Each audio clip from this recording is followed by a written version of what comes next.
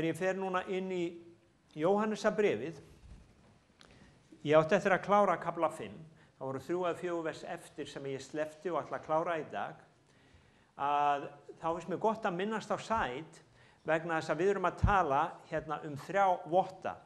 Og Sæd vottur, hann vitni dýrð Guðs. Hann vottur Jesú Krist á stórkostlegan hátt. Að hann efast ekki þó svo að allt gangi á móti, þó svo að það sé eins og allt hafi brugðist, að þá þakkar hann enn þann dag í dag Guði fyrir trúfestans. Hann gerir sig grein fyrir því að orð Guðs verður ekki fjötrað eins og Páll sagði. Páll var oft í fangelsi og Páll sagði, þó að ég sé í fangelsi, þá verður orð Guðs ekki fjötrað. Og mér langar að byrja þessa samkoma, ætlaði ég að segja, predikun á því að segja að ég trúi að Guð sé til. Ég trúi því að maðurinn hafi verið aðskilinn frá Guði og þess vegna sendi Guð son sinn til þess að deyja fyrir syndir mannanna. Og það aðeins fyrir samfélag og trú á Jesúm Krist að við getum þekkt lifandi Guð. Það ekki öðruvísi. Það aðeins fyrir trú á Jesúm Krist. Og í dag þá ætla ég að halda áfram hérna í Jóhannesarbréfinu og vorum að tala að Jóhannesarbréfið talar einmitt þetta alveg frá byrjun að þá byrjar Jóhannes að segja við vottar þess að Jesús Kristur lifir. Við sáum hann, hendur okkar þreifuðu á honum. Þannig að Jóhannes, hann bar vitni það að Jesús Kristur væri á lífi. Jóhannes lærisveinninn sem hallaði sér að frelsaranum. Jóhannes var lærisveinninn sem var við kross Jesú Krist þegar allir hinir flýðu. Og af hverju var hann þar? Jú, Jóhannes, hann var þegar búinn að gefa upp líf sitt í hjarta sínu. Honum var alveg sama. Hann var gjörsamlega gefinn Jesú Kristi. Meðan aðrir áttu í baráttu, við lesum og við heyrðum svo yndislega predikun það að Pétur hann fekk annað tækifæri. Og hann gaf líf sitt. En þegar að Pétur var reyndur, þegar Jesús var krossfestur að þá flýðan, þá var hann ekki tilbúinn. En við ætlum ekki að tala það í dag. Ég ætla að byrja hérna á að lesa í 5. kaflanum í Jóhannesarbréfinu og ég ætla að lesa frá versi 6 og lesa hér einhver 4 vers. Þar segir, hann sá sem kom með vatni og blóði, Jesús Kristur. Ekki með vatninu einungis, heldur með vatninu og með blóðinu. Andinn sá sem vitnar, því að andinn sannleikurinn. Því að 3 eru þeir sem vitna í himninum, Faðirinn, Orðið og heilagur andi. Þessi 3 eru 1. Og þeir eru 3 sem vitna á jörðinni, andinn og vatnið og blóðið. Og þeim 3 ber saman. Og við tökum mannavitnisburð gildan. Ef við tökum mannavitnisburð gildan, vitnisburður Guðs meiri. Þetta vitnisburður Guðs sem hann hefur vitnað son sinn. Sá sem trúir á Guðs son hefur vitnisburðin í sjálfum sér. Sá sem ekki trúir Guði hefur gjört hann að lygara af því hann hefur ekki trúað á þann vitnisburð sem Guð hefur vitnað son sinn. Ég oft hugsað þessi vers, Faðirinn, Orðið og heilagur andi, andinn, vatnið og blóðið. Og ég verð að reyna að setja þetta saman í huga mínum, hvað þýðir þetta? Og af hverju ég sé að þetta eiginlega Faðirinn, Orðið og heilagur andi. Ég sé að Orðið og heilagur andi og Faðirinn. Og svo það á jörðinni að þá það andinn, vatnið og blóðið. Af hverju eru það ekki þeir sömu sem vitna í himninum og þeir sem vitna á jörðinni? Það var ein spurningin sem ég spurði mig að og svo spurði ég mig og við vorum að ræða þetta hérna uppi einn laugardagsmorguninn, hvað er vatnið? Ég vissi hvað blóðið var og ég vissi hver andi Guðs var, en hvað er vatnið? Og ég fór að fletta upp í svona biblíu orðabókum og það var verið að tala um að það væri vatnsskírnin, að það væri vatnið, og að þegar Jesús var skírður, sagði ein biblíu orðabókin, jú, það gat verið svona sennileg skýring, en ég var samt einhvern veginn ekki uppfylltur með þessa skýringu. Svo að ég mundi það að það var einhver sem sagði mér að ritning útskýrir ritningu. Og þannig að ég fór að leita og ég fann bók sem ég átti tjaldbúð Móse og vitið hvað að þar fann ég eiginlega svarið við þessum spurningum, af því að þar var tekið fyrir, sem sagt, lið fyrir lið, öll áhöldin í tjaldbúð Móse. Og ég komst að því að vatnið stendur, það þýðir í rauninni bara orðið. Og ef við lesum Jóhannesa Guðspjall, bara eitt vers þar, 19. kafla, vers 34, að það það þegar Jesús, og ég ætla að lesa aftur fyrir ykkur 7. versið, hann sá sem kom með vatni og blóði, Jesús Kristur. Þetta vers 6 hérna í Jóhannesarbréfinu. Hann kom með vatni og blóði. Þetta var skrítið, einhver maður kemur með vatni og blóði. En hvað á hann við? Og fyrir suma þá Biblían svona voðalega skrítin bók og margir segja ég bara skil þetta ekki. Ef við förum í kafla 19, vers 34,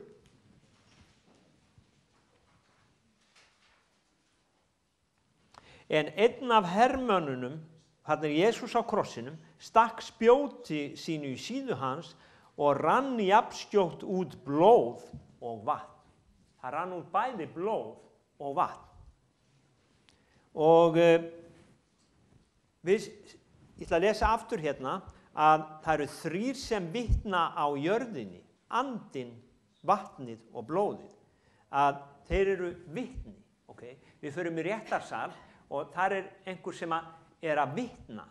Það einhver sem er fyrir rétti og ég að bera vitni að ég hef séð þetta. Jóhannes segir, ég ber vitni að ég hef þreifað á Jesú, hann til og hann var sá sem hann sagðist vera. En svo segir að hér eru 3 sem vitna, andinn, vatnið og blóðið. Þetta voru skrítið. Andinn, vatnið og blóðið. Að þeir eru að bera vitni einhver staðar. Jóhannes, þannig að við skulum aðeins skoða þetta. Og ef við byrjum á að fara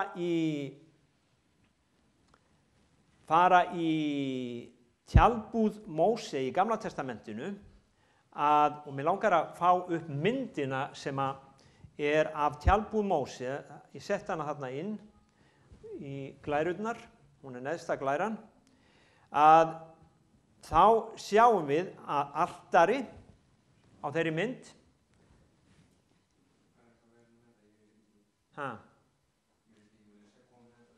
getur ekki komið með hann upp.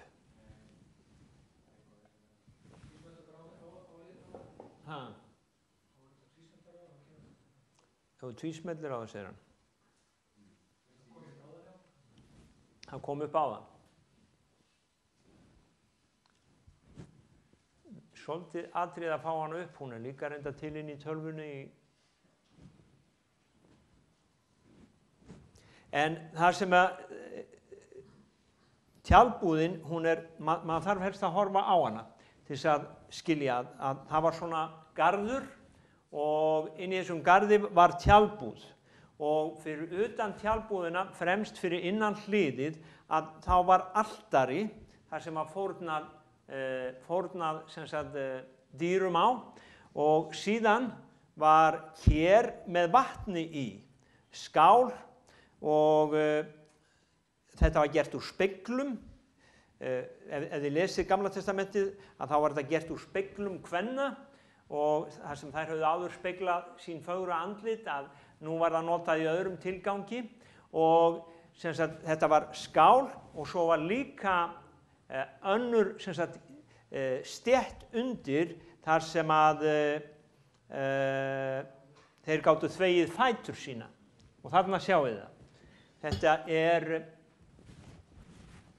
það stendur loer, L-O-V-E-R. Það sem sagt eirkerið eða skáli. Og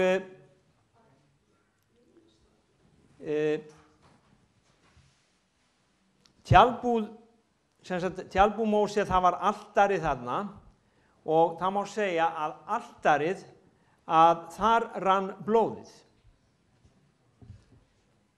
Í eirkerinu var vatn. Nú, þegar var komið inn í tjaldbúðina, þar var reykelsisaltari og reykelsisaltari, þar fór presturinn og bar fram reykelsi og bað til Guðs. Þarna voru líka borð með brauðum, ljósastika, en sem sagt að andi Guðs var þarna inni í tjaldbúðinni, að bæði gat presturinn beðið í anda og eins var sem sagt hásæti Guðs fyrir innan fortjaldi. Þar var sáttmálsörkin og þar kom bara dýrðarský Guðs yfir. Þannig að hérna sjáum við í þessari tjaldbúð, þá sjáum við bæði blóðið, vatnið og andan. Við sjáum þessa mynd þarna, að presturinn, hann slátraði dýri fyrir syndir mannana, síðan fór presturinn og hann þvoði sér hendur sínar og fætur og síðan fór hann inn og þjónaði Guði. Og ef við lesum í annarri Mósebók,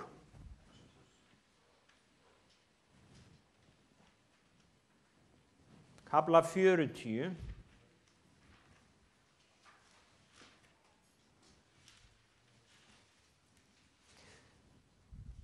þannig að mér langar bara að sjá að myndin, svo margt í Nýja testamentinu sem tekið úr Gamla testamentinu. Kafli 40, vers 12. Að þá kemur ritning sem segir að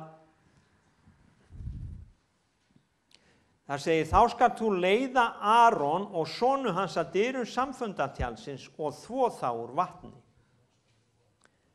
Og þú skalt færa Aron í hinn helgu klæði, smyrja hann og vígja, að hann þjóni mér í prestembætti.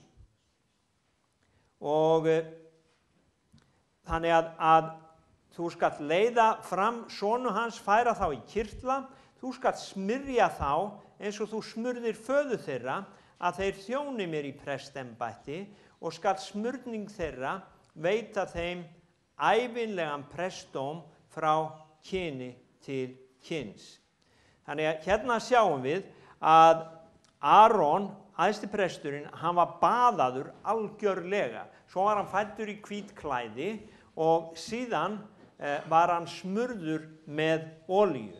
En fyrst var fórnað fórn, skepnu og blóðið rann. En það sem ég langar að við sjáum hér að presturinn var baðaður, klæddur í kirtil, smurður með olíu. Síðan daglega þurfti presturinn að þvo hendur og fætur áður en hann gekk inn í tjaldbúðina að þjóna. Það sem ég langar að við sjáum að í Gamla testamentinu að prestur sem var vígður til þjónustu, hann var baðaður allur. Skilja það allir? Hann var baðaður allur, síðan ef þið lesið í 3. Mósebók þá var sett blóð á eyrað á honum, það var sett blóðdropi á vísifingur hægri handar og blóðsdropi á stóru tá. Síðan var hellt yfir hann olíu og þá var búið að vígja hann til press. Síðan þurfti presturinn að þjóna. Og þegar presturinn þjónaði, að þá gekk hann frá altarinu og inn í tjaldbúðina, sem við erum búin að sjá. Og þá þurfti hann alltaf að þvo sér hendur og fætur. Ok, hann var baðaður, svo þegar hann fór að vinna, að þá þurfti hann að þvo sér hendur og fætur. Er allir með það á hreinu?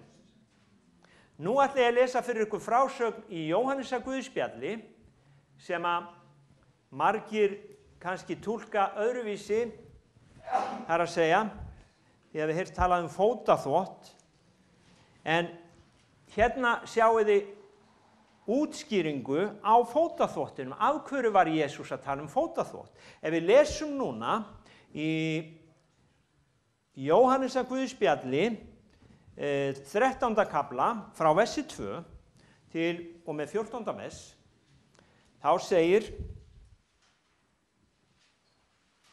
Kvöldmáltíð stóð yfir. Djöfullinn hafði þegar blásið því í brjóst Júdasi Símonarsyni Ískariots að svíkja Jesú. Jesús vissi að Faðirinn hafði lagt allt í hendur honum og hann var frá Guði kominn og var að fara til Guðs. Hann stóð upp frá máltíðinni, lagði af sér yfirhöfnina, tók líndúk, batt sig, síðan hellti hann vatn í munnlaug, tók að þvo fætur lærisveina sinna og þerra með líndúknum sem hann hafði sig. Hann kemur þá að Símoni Pétri og segir við hann: Herra, ætlar þú að þvo mér fæturnar? Jesús svaraði: Nú skilur þú ekki hvað ég að gjöra, en seinna muntu skilja það. Pétur segir við hann: Aldrei skaltu þvo fætur mínar. Jesús svaraði: Eigi þvæð þér ekki, áttu enga samleið með mér. Símon segir við hann: Herra, ekki aðeins fætur mína, líka hendurnar og höfuðið. Jesús segir: Sá sem laugast hefur þarf ekki að þvost nema fætur, hann er allur hreinn. Þér eru hreinir, þó ekki allir. Hann vissi hver myndi svíkja hann og sagði því við hann: Þér eru ekki allir hreinir. Þegar hann hafði þvegið fætur þeirra, tekið yfirhöfn sína, sest aftur niður, sagði hann við þá: Skiljið þér hvað ég hefi gjört við yður. Þér kallið mig meistar og herra, þér mælir rétt, því að það er ég. Fyrst ég sem er herra og meistari hef þvegið yður fæturnar, þá ber yður einnig að þvo hver annars fætur. Já, og þá halda sumir að við eigum að praktisera fótaþvott. En merkingin í þessu, ef við sjáum hérna, ef við skoðum aðeins,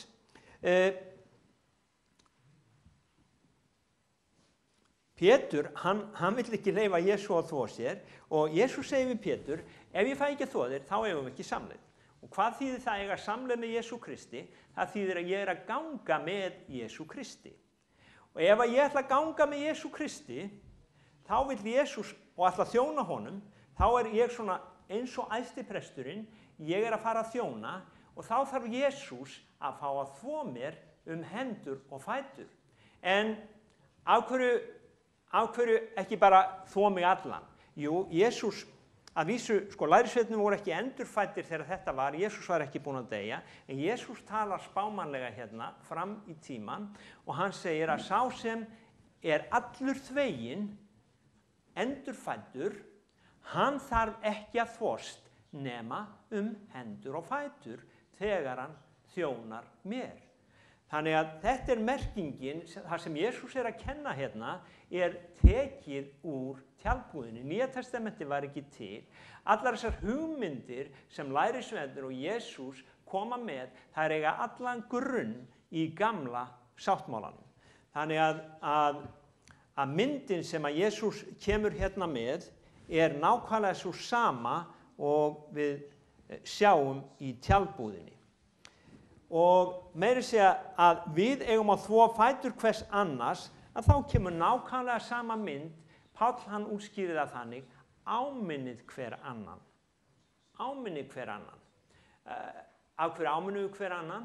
Ef að einhver okkar sem sagt er búinn að óhreinka sig, að þá reynum við að dusta af honum ryki, við hjálpum honum. Og þannig þvoum við fætur hans. Þegar einhver fellur frá eða fellur í synd, þá tökum við hann og þvoum fætur hans andlega talað, af því að sem sagt, já, hann hefur óhreinkað sig og við þvoum. Við höfum að þvo fætur hvers annars. En sumir hafa tekið þetta, kannski er ekkert að því að gera þetta svona eins og fólk gerir, ég veit það ekki. Bara eftir ég fekk skilning á þessu, að þá finnst mér alltaf svona svolítið fyrir mig kjánalegt, fyrirgefið. Af því að þetta er ákveðin, það sem Biblían, hún er bók sem er rökrétt, hún er ekki ævintýrabók, hún er bók sem byggir á orði Guðs og Guð, hann hefur alltaf röð og reglu. Hann skapaði þennan heim og hann veit hvað hann er að gera. Og þess vegna er svo gott að að skilja hvað hann að segja, ekki bara taka eitthvað úr samhengi, heldur að skilja hvað hann að segja. Nú það eru 3 sem vitna og við erum að tala um það og við ætlum að koma aftur að því og það er ein glæra þarna sem ég var búin að setja upp önnur torfi minn og þar setti ég upp þennan texta með blóðið, ekki þennan, þarna já. Ég raðaði þessu svona blóðið, andinn, vatnið, ég setti þetta líka á ensku, blood, spirit, water og ég setti þetta upp þannig að frelsaður, endurfæddur, helgaður. Við frelsumst fyrir Jesú blóð, en við endurfæðumst fyrir andans. Sjáðu til, Jesús, hann frelsaði okkur þegar blóð hans rann, hann dó við að frelsa okkur. En ef að Jesús hefði ekki risið upp, þá hefði allt endað þar. Þá hefðum við fengið fyrirgefna syndir okkar og við værum bara einhver staðar ennþá á sama stað. En af því að Jesús reis upp, þá endurfæddi hann okkur. Andi Guðs, hann reisti Jesú upp frá dauðum og síðan erum við á göngunni með honum, þá erum við helguð af því að hann þvær hendur okkar og fætur. Þannig að við erum endurleist og við erum ný sköpun og við erum þvegin. Þannig að þetta í rauninni það sem að hann að segja að það eru 3 vottar. Og mér langar aðeins að tala hérna blóðið, það er fyrirgefning, andi okkar er hreinn, við erum réttlætt. Við erum réttlætt fyrir blóð Jesú Krists. Og síðan segir að andinn, hann er endurfæddur, hann er ný sköpun. Við þekkjum að ef einhver er í Kristi þá er hann ný sköpun og við erum komin inn í nýjan heim, það er að segja Guðs ríkið. Rómverjabréfið 8. Ég ætla fyrst aðeins að minnast á Matteus 3:17 þar sem er talað um, að því að við erum að tala um vitni. Við erum að tala um vitni. Matteus 3:17 að þá sjáum við að andinn hann vitnaði. Þegar Jesús var skírður þá kom rödd af himni og það er það sem biblíuskýrendur eiga við að andinn vitnaði.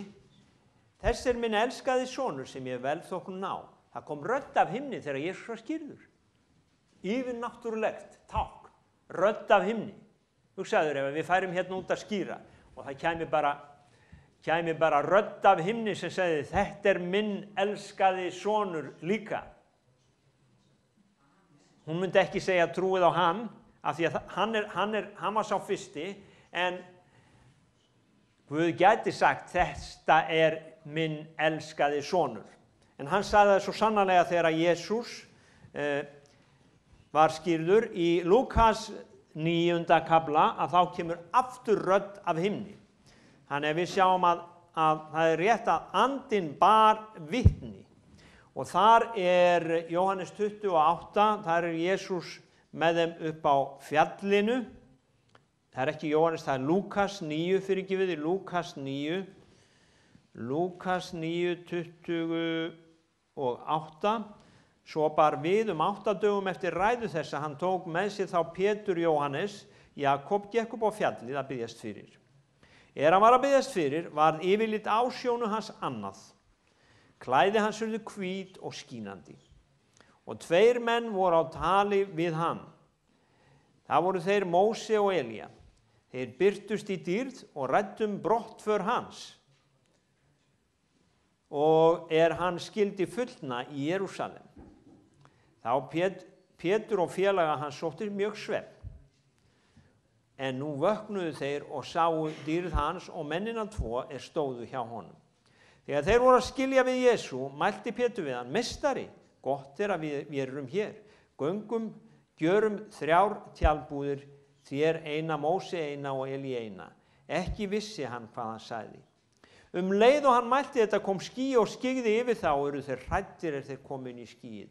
Og rödd kom úr skýin og sagði, þessi minn elskaði sonur, útvalinn, hlýðið á hann.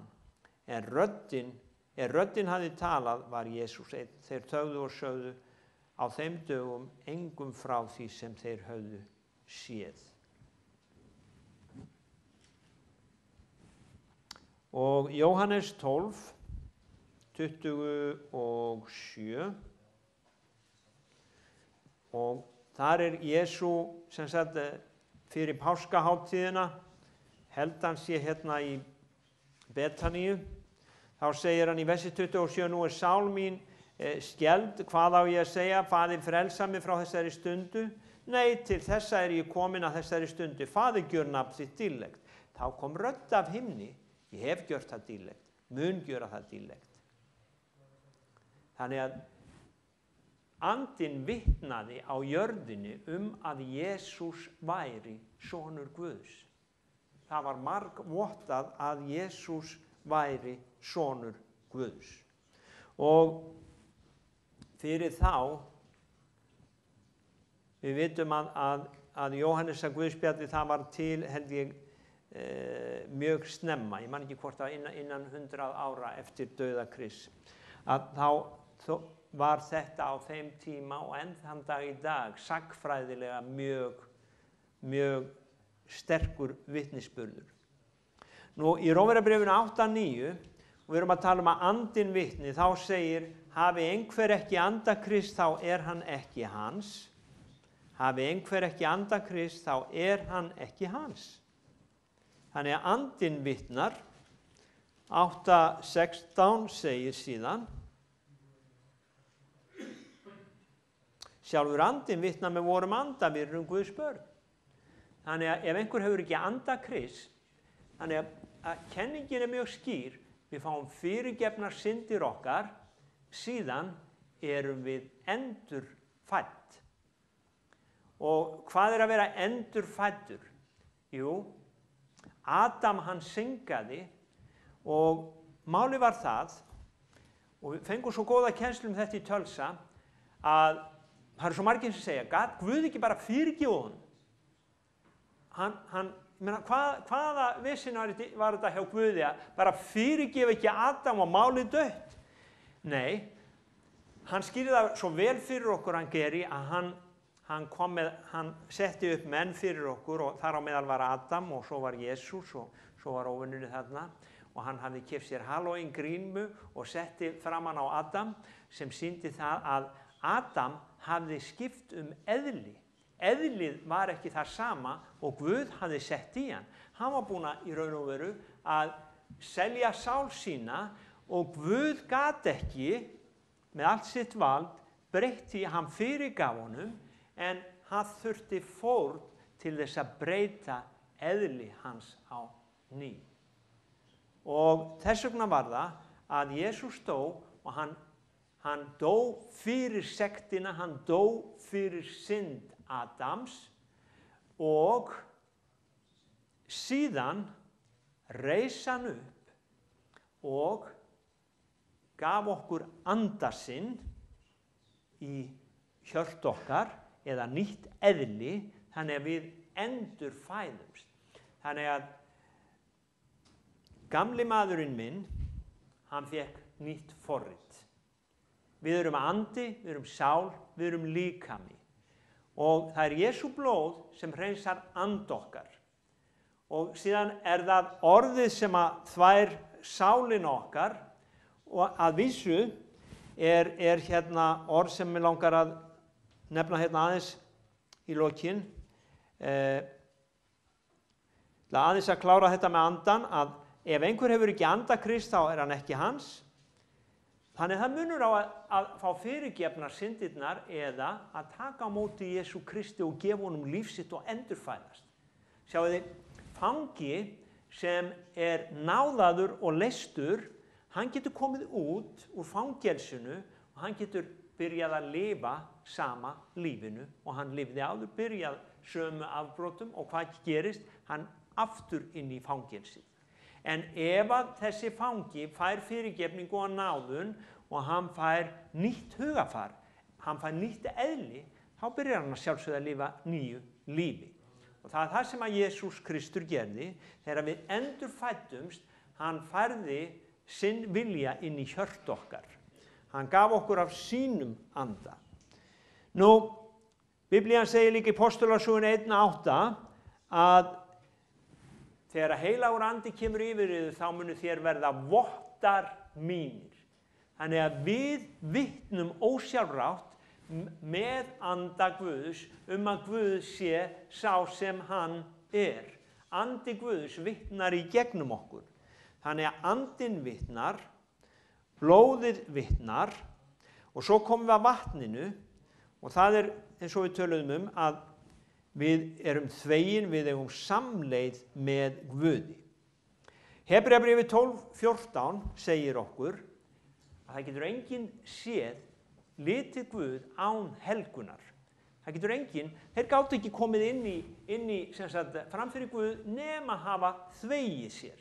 Þó þeir væri þvegnir einu sinni, þá þurftu þeir stöðugt að vera alveg hreinir. Þeir þurftu að vera helgaðir.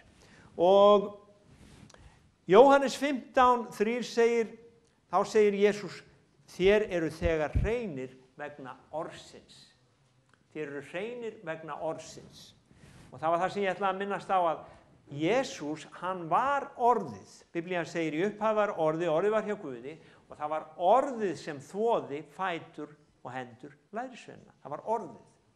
Og Jesús segir, þér eru þegar hreinir vegna orðsins. Og það sannfærði mig að vatnið er orðið. Og annað Korinthubréf, og ástæðan fyrir ég tala þetta er sú að á okkar tímum og líka á þeirra tímum voru kenningar. Og á okkar tímum, eins og á þeirra tímum, var kenning sem sagði að við erum réttlæti Guðs í Jesú Kristi. Og það er nóg, það er alveg sama hvað við gerum, við erum réttlæti Guðs, við erum þvegin í blóði lambsins og við erum sem sagt réttlætt fyrir Jesú blóð. En Jesús, eða orðið, Jóhannes er að segja okkur hérna að það eru 3 vottar. Það er ekki bara 1, þeir eru 3. Við þurfum andan líka, við þurfum að hafa anda Guðs til þess að vera réttlæti hans og við þurfum líka að hafa sem sagt vatnið eða orðið til að þvo okkur. Og í öðru Korinthubréfi, 7. kafla, þá segir í 1. versinu, 2. Korinthubréf 7, vers 1, því að þar eð við því höfum þessi fyrirheiti elskaði þá hreinsum oss af allri sörgun á líkama og sál, fullkomnum helgun vora í Guðs ótta. Hér er hann að tala til þeirra sem voru réttlættir. Þeir eru réttlættir fyrir Jesú blóð þessir. Blóðið vitnar með þeim að þeir eru Guðs börn. En hvað er hann að segja? Jú, hreinsum oss af allri sörgun á líkama og sál og fullkomnum helgun vora í Guðs ótta. Efesusbréfið 5, 26, Efesusbréfið 5, 26 segir okkur, og við erum að tala vatnið. Þér menn elski konur yðar, vers 25, samhengisins vegna, eins og Kristur elskaði kirkjuna og lagði sjálfan sig í sölurnar fyrir hana, til þess að helga hana og hreinsa í laug vassins með orði. Laug vassins með orði. Þannig að vatnið og orðið eru, má segja, eitt. Og svona til þess að loka þessu, þá langar við skoðum 3 ritningarstaði. 1. Korinthubréf 6, 11.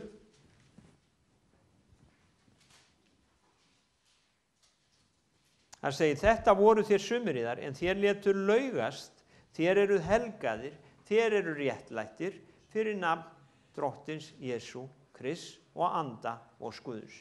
Hérna kemur þessi þrenning aftur, þér létu laugast, þér eru helgaðir, þér eru réttlættir, réttlætingin kemur fyrir blóðið, helgunin kemur fyrir vatnið og lögin hérna lög endurfæðingarinnar fyrir andan og ég ætla að sýna ykkur það í Títusarbréfinu, 3. kafla og 5. versi.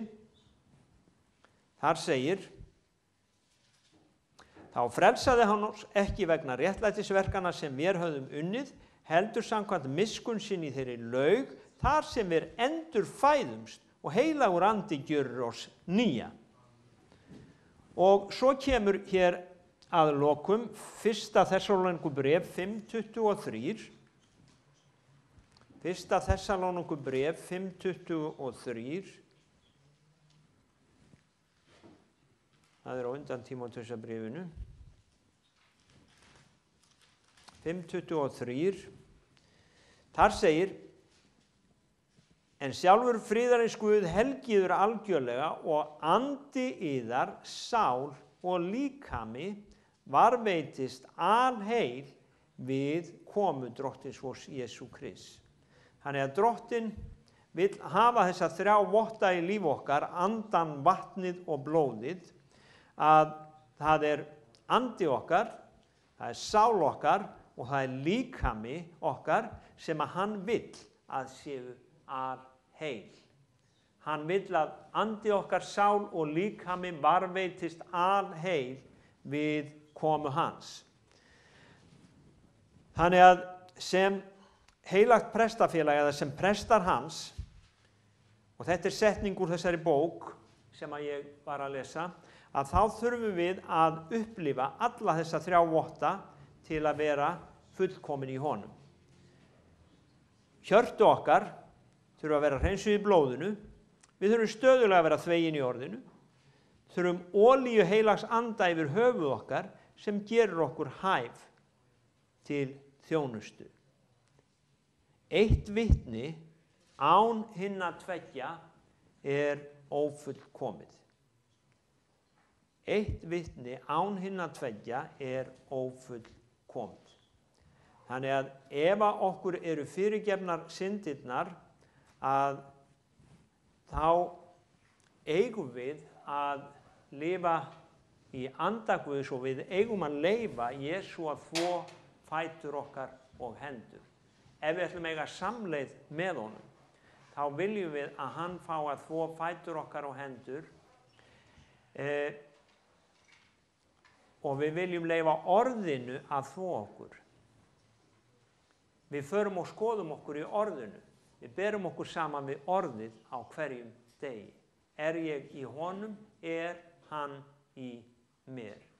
En eins og ég sagði, það eru margir sem taka einn þáttinn út. Sumir taka andan út, aðrir taka helgunina út og gleyma hreinlega að við erum réttlætt fyrir Jesú blóð og vilja gera allt í verkum, en sem ein heild þá eru þessi 3 vottar svo mikilvægi fyrir okkur. Það andinn, vatnið og blóðið.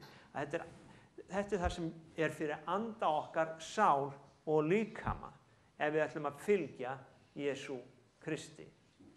Amen. Þannig að ef við þvoum fætur hvers annars, þá trúi ég því að það sé andleg merking sem Jesús að tala til okkar með hér.